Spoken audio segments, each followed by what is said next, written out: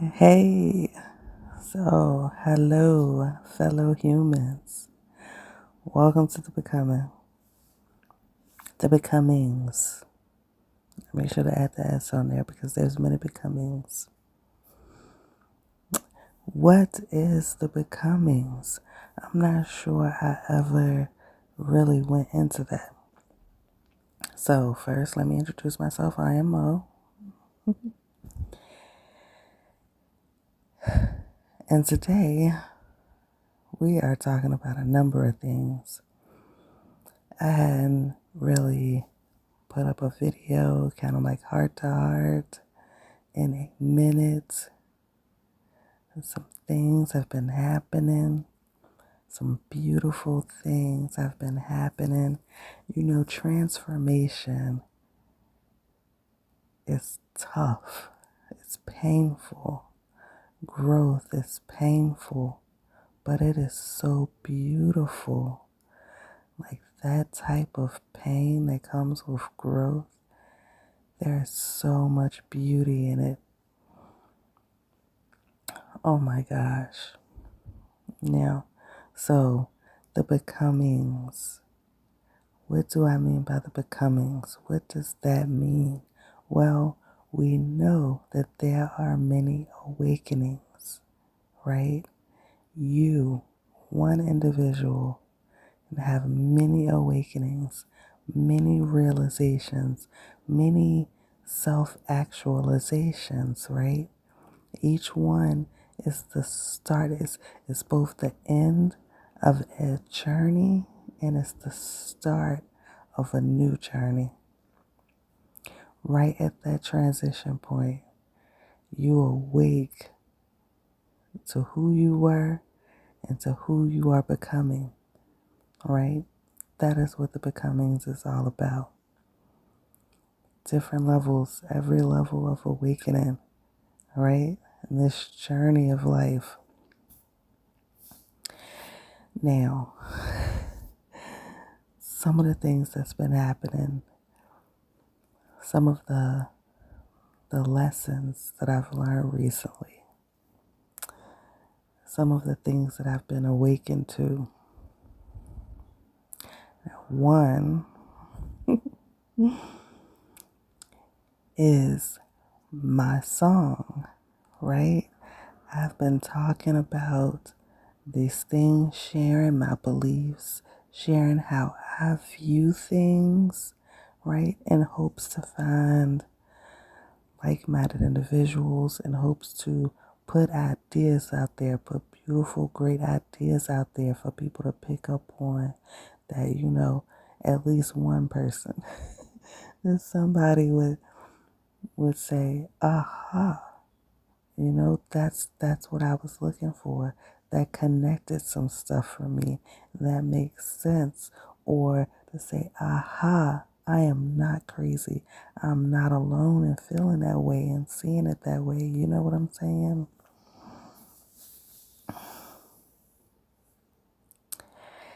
But now, there has been some beautiful things happening, right? Some painful awakenings that are beautiful.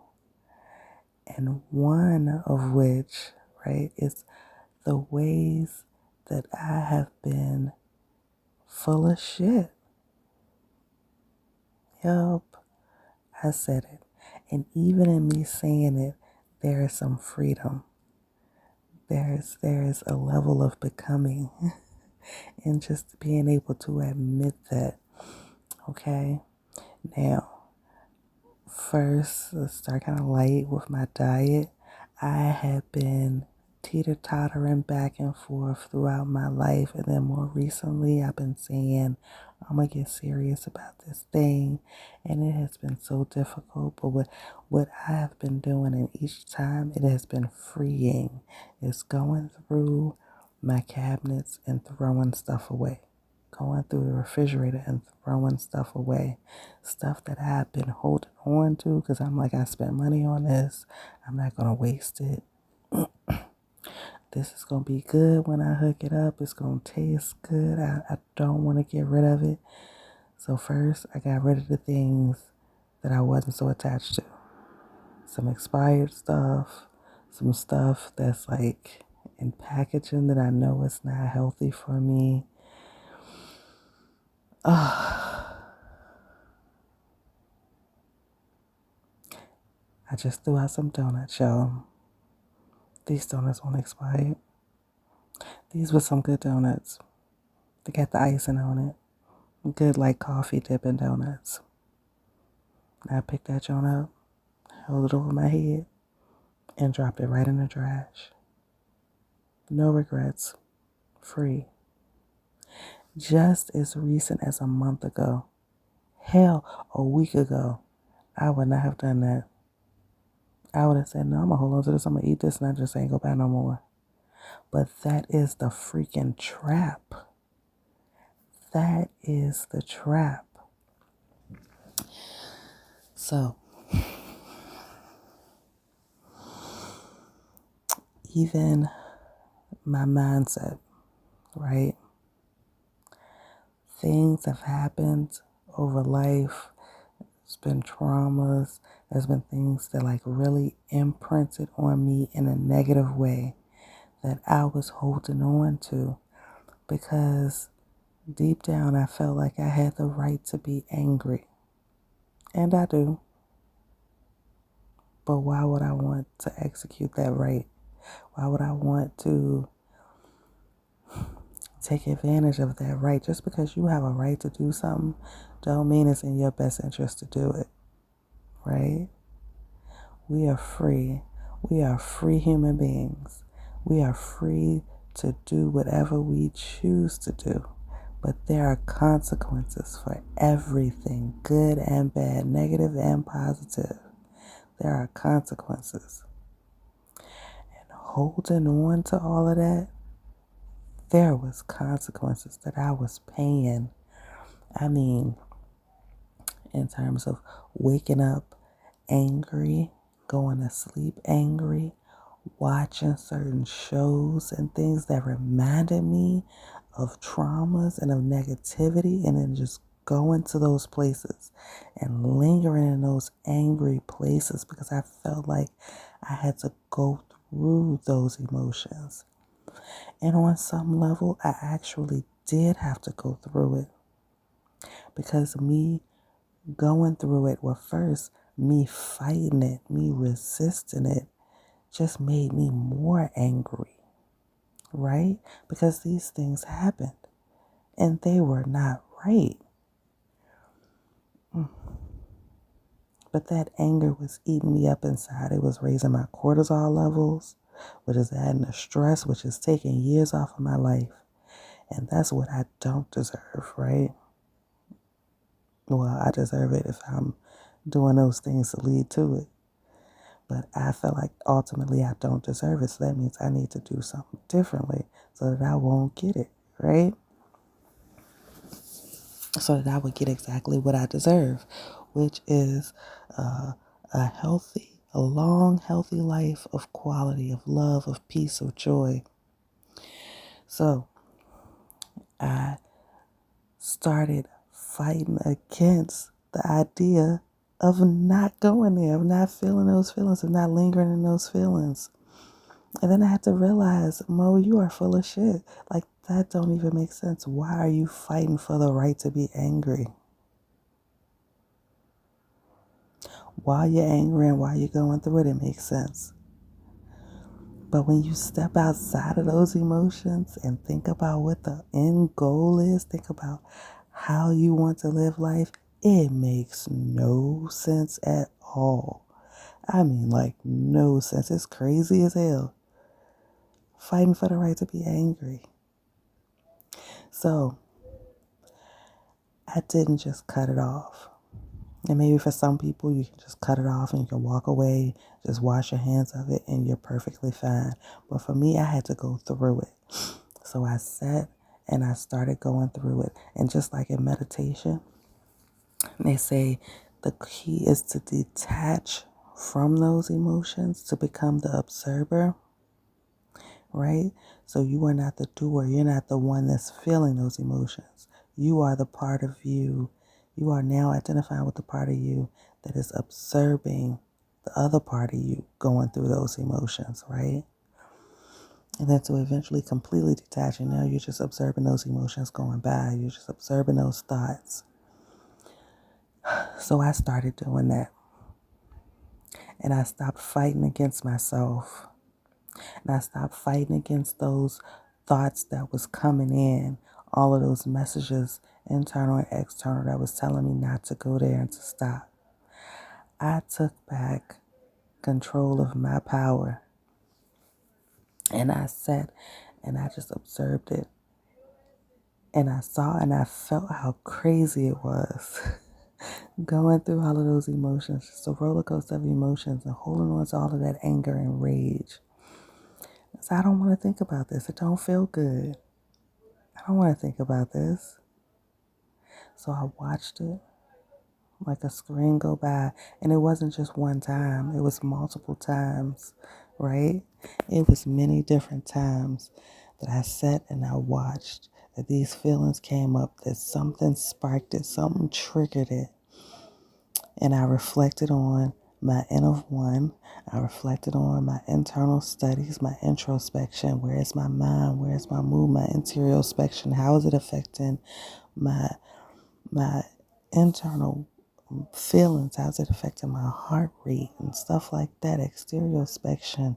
Now, like, my muscles are tight. I'm feeling like, you know, holding myself a certain way, which is leading to back problems, neck problems.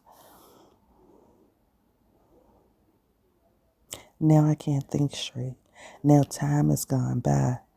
Time that could have been better appropriated to other things. It could have been used more wisely. Instead, I'm sitting here spending time reminiscing, ruminating. That's the word. I'm ruminating over negative situations, over things that people did to me. And I started to realize it had a imprint. This is a neurological pathway. This happens and then that happens. This is the cause and effect. This is the synapse and all from one neuron to the next. This is the pathway that my brain is working in thoughts. When this happens, then I start thinking about this. This reminds me of this. I start thinking about this. Then I start feeling this way. And then it's just like horrible loop, right? A horrible feedback loop that I need to break.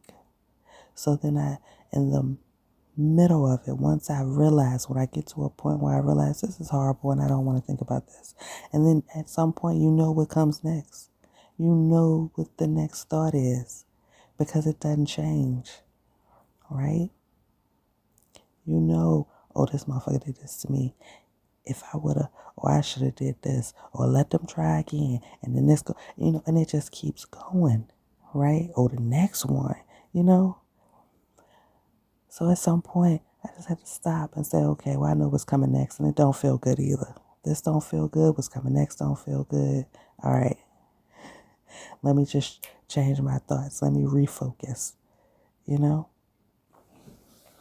And so in those moments, I would just work to refocus on something else. And it wasn't easy. That takes work.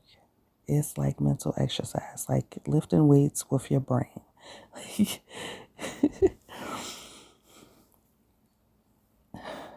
But I would refocus on something else.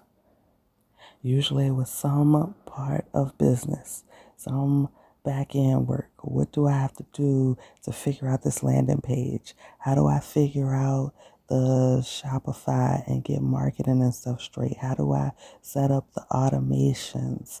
Like, what's going to be the certain triggers? What will be the customer's experience? Like, I'm really refocusing, and it's hard because in those first moments, I was double-minded. On one end, it's like the shadow of the negativity. And on the other end, I'm trying to focus on the light of like the new positive and what I need to do in order to achieve like this happy, peaceful ending. But the more I did it, the more the shadow went away, you know? And then that's just one part of it. That's just once you get to a certain point and realize you don't want to finish that thought trail, that thought pattern. And it's like you're walking down the road and you just stop. You're like, okay, I know what's up the road. Let me just turn around and go in a different direction. And so it happened over and over again. And each time, or just about each time, a couple of times I got to the same point and turned away. But eventually, I didn't have to get to that point before I decided to turn away. And now I'm waking up. You know, the other day I woke up, I felt great. A negative thought crossed my mind, but ultimately I felt great. I quickly got out of that, all right, what I need to do, on to better thoughts. Today I woke up in sheer bliss. I felt nothing but love and peace and gratitude. Freaking beautiful. So freaking beautiful. When I went to sleep, the feeling love, thinking about love and gratitude and success and peace and joy and parts of life coming together.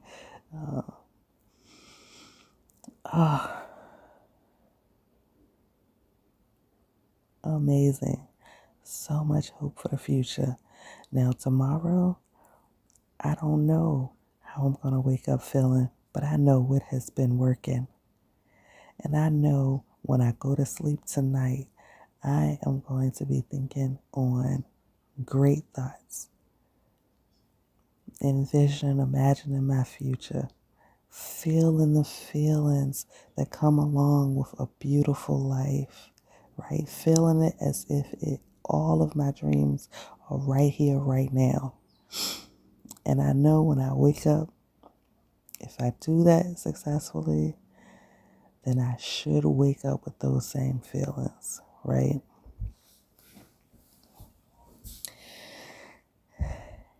It's been working so far. These are the things that the experts say. These are the things that people that's gone through it have said, have testified about. And I am telling you, it has been working. I can feel the progress, right? My mind feels free. And now, the aha moment that I had yesterday, and I wrote this down in my book. Now, in a previous video, I told you guys that Cannabis Chronicles, Unleashing Your Perfect Strand, I was going to revise that book. And now, how I created that book was I used AI. I used ChatGPT, plugged in the idea. It gave me an outline. I went through the outline and I thought about each point that I wanted to talk about. And then I used ChatGPT to help me with the words, to help me explain exactly what it was that I wanted to explain. I took my research and for each bullet point, I broke it down. And then I used ChatGPT to help me with the wording of it. Okay? No shame in that. Ain't nothing wrong with that. It's still work coming from me, and I used artificial intelligence to help me get it out. Instead of me taking those same ideas and then sending it off to a ghostwriter to write, I used ChatGPT pretty much, is what that breaks down to. But I started feeling like I have it in me to completely write this, to have it be more of my ideas and flowing in a way that AI can't even come up with until I put it out there. You know what I'm saying? So For the past, I don't know, months maybe, I've been thinking about it on and off. Well, yesterday I sat down at my computer and I was watching a series of things. Recently I have been hearing a series of things and it all connected. It all connected for me when it comes to like the end of one. And I was thinking about my song and I saw a video um, uh, that explained to me, gave me like the exact idea. You know how you have a thought, how you can hear a term or a phrase and you have a general like understanding of what it is, but then when you get to like having to break it down exactly, maybe you can't find the words to get like the exact detailed meaning. You just have like a general understanding, right? To a point where you can kind of, you can use it in language, you can pick up on it, somebody says it, but you don't know the exact definition. Well, that's how it was for me with like creating my song, right? I know it has something to do with my story, but I'm like, I don't know exactly what that is. Well, I saw a video that explained it, right? Um, yeah. Shout out to Ralph Smart. Like, if you ever come across this, brother, I've been watching you and you have helped me so much. Thank you. Um, in a video, he said he it's like a phrase that he says every video, and he repeated it and he said that's his song. So I'm like, well, what is my song? There is no one thing. There's the same idea throughout my videos that I talk about, like, and what is the becomings and sharing my becomings. Um, but that's not the basic. So anyway, I sat and I thought about it and it came to me. And ultimately, what it is taking control of your power. You can take control of your power. You can take back control of your power, right? You can control your power. So this is my new song. This is a song that I'm singing, and it is so freaking beautiful because it is so powerful and it applies to each of you. It applies to you. It applies to me. It applies to everyone you come across. So, like, you're going to be singing this song too. You can take back control of your power. And now, what is that? In a video, I talked about control, right? And control out of whack, control on crack is what is wrong with the world today, right? People are trying to control other people, right? You have people with power that is using that power to control other people and take their power. What do I mean by this? We all know the issues with big business. You hear it all over the place. You see it, you feel it. It's through everyday life, okay, here in this country. And we have access to the internet where we can see other people and hear other people in other countries and what's going on. And we realize this is the power, this is the issue around the world, right? People in power that are abusing that power and using that power to get control over other people, right? You can take back control of your power. That is the thing that each of us needs to control. That is what people seek to control, is power. People want to have the power and they want to control the power. Where it gets out of whack is trying to control someone else. Now, we know on every level, they tell you even down to like individual personal relationships, you cannot control anybody else, right? But on a large scale, what's happening? We are being controlled, but you can take back control of your power. Now, they say, working energy, currency is energy, it's the currents, it's the electricity that's keeping this whole system flowing. And we are working like batteries, and they're using us That juice that's in the battery, that's the power. That's our power. Okay? Let me break it down. Excuse me, let me make it more clear. Make this more practical. Okay? So, you have the power to choose. For instance, marketing. Okay? Marketing and advertisement. You sit, you watch a movie, you go to the movie theaters, you watch Netflix, you're on YouTube. Ads pop up. Hell, you're listening to the radio, you're listening to Spotify. Unless you pay for the ads free version, ads is popping up, right? Advertisement and marketing. You're watching your show, you're watching your movie, you're feeling good feelings, right? These ads pop up. You may not pay it any mind. They're selling you something. In those ads, more and more you see, if you noticed, those ads have nothing to do with the product that they're selling. Those ads are put out there to make you feel good. It's a part of psychology, right? People, when you're selling one-on-one, they tell you the key is to keep the person feeling good, right? You may have them feel bad a little bit as you identify the pain point, but then you inject good feelings into them. You make them feel good. They're happy.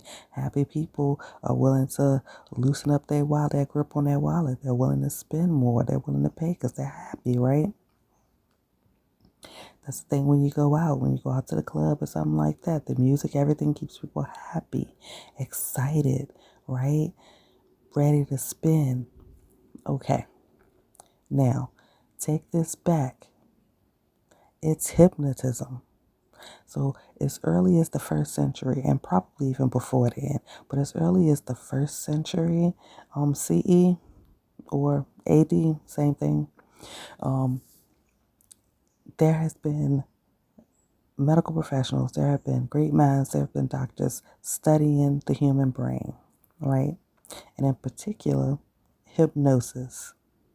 How to control the human brain.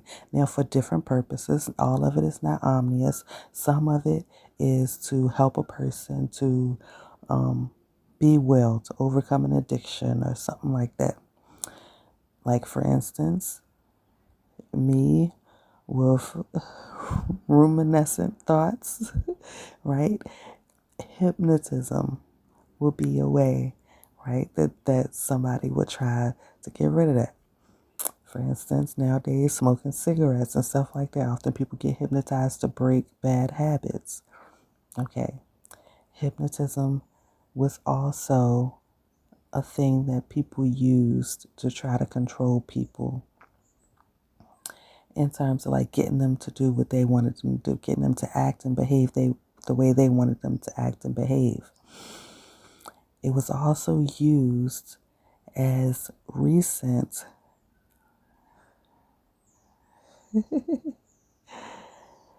as the 20th century to for national security, right? It was attempted for national security as early as the 20th century. Now, advertising and marketing is a way to hypnotize you, right? Now, what do they do with hypnotism? They gain your trust, they get you relaxed, right? Gain your trust, and then it's repetition. They repeat the same word or phrase or thing over and over again. With commercials, you're watching your show, you're excited, your guards are down, you're not feeling guarded because you're chilling just watching your show. They put on the ad in between there, and oftentimes you see the ad over and over again. Repetition, you know? You're watching something, you're chilling, you ain't even thinking about food. Now all of a sudden you want to go get a burger. Now all of a sudden you want pizza. Those ads keep popping up. You weren't even thinking about going to buy a new pair of jeans until you saw that ad for it. You weren't in the market for a car, but then you keep seeing this ad come up over and over again, and it's attractive to you. Your guard is down. You're accepting these thoughts and ideas in that's telling you to go and buy this, that you need this. You may not even like that brand, that model, But now you're ready to go and get it because you've seen it over and over again when your guards were down, when you were unprotected, when you wasn't guarding your conscious awareness, right? So that's a way of hypnotism.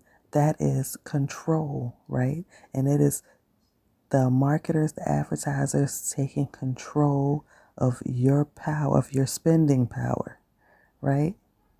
Not only your spending power, but your power to choose. You can take back control of your power. You can choose to remain consciously aware that they are selling to you and only buy what you need to buy instead of buying everything or anything that's just marketed to you just because it's marketed to you, right? There has been the Bad Black movement, right, in different states. That is control of power. That is people saying, I am taking back control of my spending power. There has been a movement to spend with ethical companies, with green companies, with companies that care about the economy, with companies that are not using slave labor or child labor, or with companies that's not headed by sexual predators, and it's always happened here and there, but it's come a lot more with like the council culture, right? That is people taking back control of their power, right? Of their spending power. Now, there are other powers that we have. That is just one example of mental power. That is your mind. That is you controlling your mind. You have power over your body, right? How do we give up control of our power, of our autonomy, of our body, right? We give up that control, for instance, when we go to the doctor, right? We just hand over that power. We hand over control of that power to the physician in full hopes that they are doing what is in our best interest. What we need to realize is they are human too, subject to all of the stuff, all of the influences and things that humans are subjected to. They are busy, they are running practices, and if they are not in conscious control of their own power, then they are handing it over to the marketers, right? To the sales reps that come in, selling them these different drugs and medicines, right? Offering them incentives, large kickbacks, saying push this to your people, it's good for them. And these are sales reps from companies that are just out to make a buck. They are not necessarily trying to heal people because there's profit in people being sick, right? These drugs are covering the symptoms, and most of them are leading to even more complications and problems, right? So you are handing over control of your power to the physicians by just going in there like, I'm sick, check me out and tell me what's wrong with me. Now you're giving them the power to tell you what's wrong with you and tell you what you need to fix it, right? And then you trust them, so you just go and get that prescription filled and you take that medicine.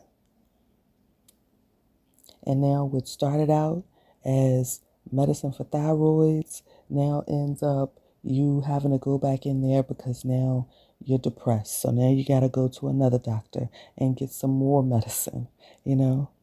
Now you're having heart problems. Now you're having all sorts of other health conditions. Now all of a sudden eczema is coming out of nowhere. And you're not realizing because you handed over control of your power, you're not even realizing what's going on. You're not even seeing the domino effect. Now, how you can take back control is you can study and research for yourself. You can look up and figure out exactly how your body works. You can sit down and do introspection, interiospection, exteriospection, and you can examine yourself and you can see, you can feel in your body when something is off, right? You can do a little bit of biological research on your own to see how the human body works and what's most likely going on with you. You can research those medicines. When you go to the doctor and you say that you can use that background knowledge and you can use the power of the technology to run tests and scan your body and see exactly, collect the data on what's going on. Use that blood pressure machine to see exactly where your heart rate is, where your blood pressure is. You can use that machine to see exactly what your sugar levels are. But then you maintain control of your power to choose your power over your own body and what happens with your body. You can listen to what the doctor says, what their expertise is, keeping in mind that they are human too, and all humans are fallible. No one's perfect. You can take that prescription and then you can go and research it before you get it filled and before you take that medicine. You can decide for yourself whether or not this is an effective method for you. You can look up alternatives. You can get a second opinion. This is how you take back control of your power over your biology, over your anatomy, over your body, right? Now, another major thing, another major part of your power is the power of your mind, the power of your body, right? Mind, body, and spirit, right? And what is your spirit? Your spirit is your will, right? Now, when you are depressed, when you are faced with stuff, faced with issues and the traumas and stuff like that in life, okay, you often want to just throw your hands up. You don't want to make the choice. You want somebody else to make the choice. Your confidence is low. Those are the times when you are most vulnerable for somebody else to come in and make the choices for you, right? And that goes hand in hand when you go to the doctor. It goes hand in hand with while you're watching these advertisements and marketing, right? It lines up even as recent as the pandemic. That was a time when we saw a lot of people lost their will, right? A lot of people lost or gave up control of their own choice, of their will, of their mind and the way they thought. They gave up control of what happens to their body because they're listening to people who are supposed to be experts in the matter. They're looking at the situation. They're taking in the fact that there's a lot of people sick, there's people dying, all of the negativity. And people started losing their will, right? Your will is what keeps you alive. Your will is your determination. It is your choice. It is your freedom to choose, right? Free will. What does free will mean? It's your power to decide. It's your power to choose. It's your power to choose life, to choose what path in life, to choose how you live that life, how you show up in life, how you feel. You give up power. You give up your control of that power, of that part of yourself when you're in these negative low vibrational states is what they call it. But when you're thinking about higher things, when you're thinking about what's good, when you're thinking about, look, all of that Philippians 4:8 stuff, when you're thinking on these things, then you are in your higher self, you are vibrating higher, and your will is stronger, right? Because you are holding on to your power. So you want to choose. You want to control that ship. You want to control which direction it's going in, right?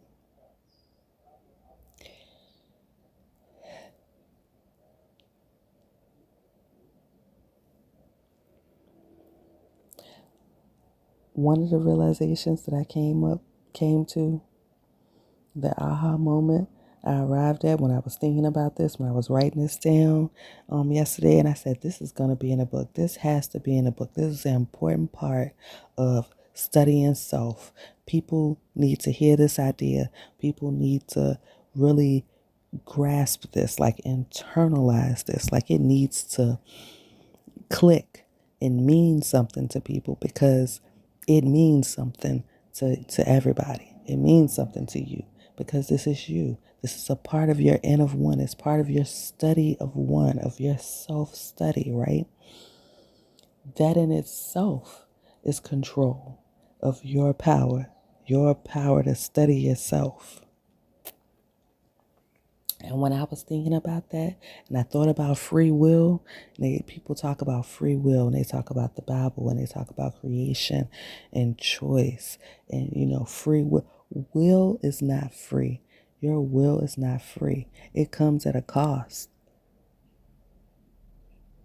When you lose it, you are paying with yourself. You are losing self, because self is your power. It is the same thing. You can take back control of your power. Control of your power is self-control. It's control of yourself. Control of your power is control of yourself. Self-power is self-control.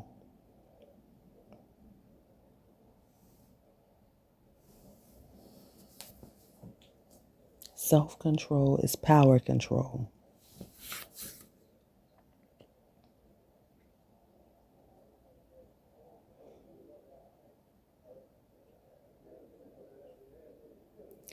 The major issue that is wrong with the world, and when people lose self-control, they feel powerless because they are losing their power. So the way they try to gain back that power is by controlling things outside of self, by controlling things outside of your power, by controlling other people's power. That's why one of the realizations that you come to over life, and you get reminded of it every time you run into one, is that bullies are really powerless. They seem strong on the inside, on the outside, but that is a facade. On the inside, they are weak and they are powerless because they gave up themselves. They did not take control of their own power. So now they're trying to control someone else's.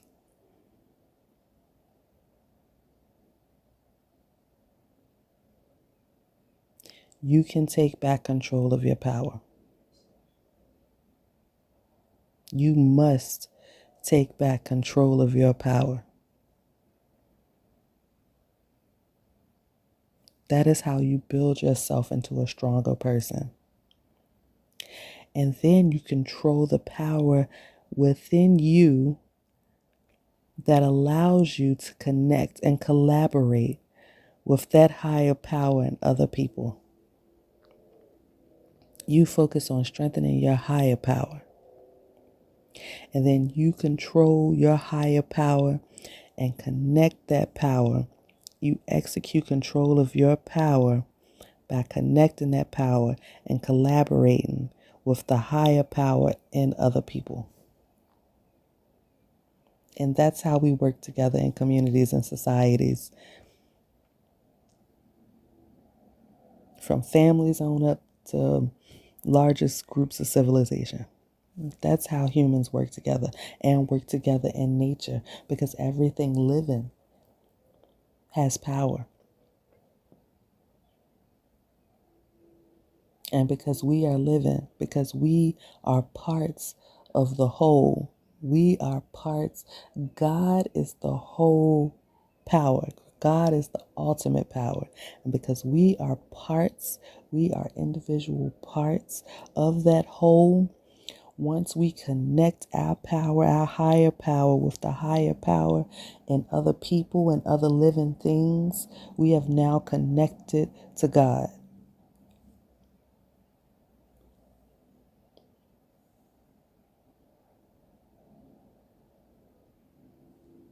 I believe in the power in you. I believe in your higher power. I believe in your ability to take control of your power.